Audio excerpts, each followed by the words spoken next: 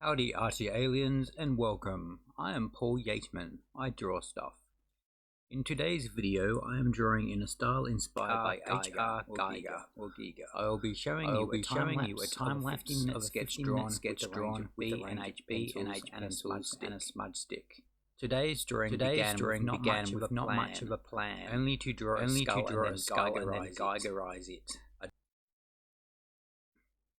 I draw a skull lacking the jawbone and fill in some glazed or dead eyes and then give the skull some big teeth. I extend the two front teeth into an elongated tongue sort of structure. This thing I am not too happy about. The tongue is meant to curve, but the way I have drawn it is bad. The curve, or at least perspective, is off. I give the skull a biomechanical element in the way of adding elongated raised dome-like structures to the head and a radiating element on what would be the flat side piece of a human skull. For most of my biomechanical drawings, I outline the main elements and then move into applying details, so not too different to any other style where construction lines are utilized.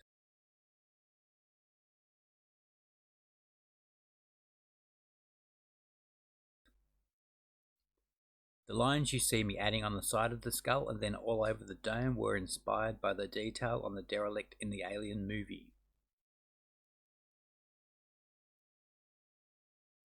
The little lines with oval dark spots I am sure I have seen in Geiger's work. Today's piece is coming out of my head, so it might be a Geiger element or it might be my own. Well, this is a voiceover, let me check.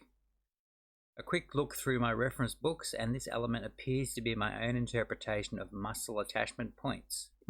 Interesting. What do the lines allow? Well, they allow for shaping of the surface they are applied to, either purely as contour lines or, as in the case here, to give the skull some plating or rippling.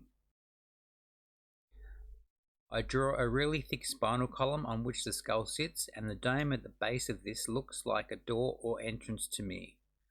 I have the idea here to explore the basic design more at a later time, and I'll do that on day 4 of my #HRGeiger challenge.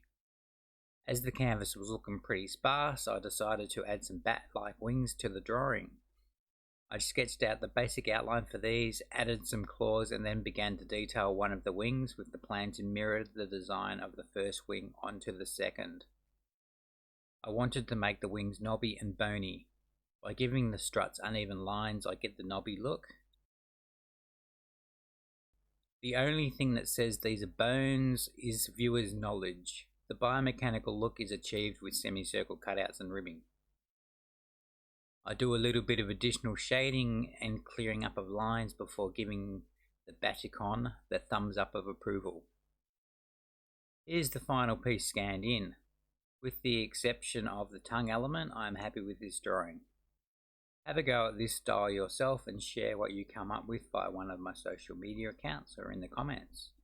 Anywho, if you found this interesting, informative, entertaining, you are inspired to drawing your own sketchbook or journal, etc., subscribe, like and share. Until next time, you have been watching Drawing Stuff with me, Paul Yateman. Ciao and take care.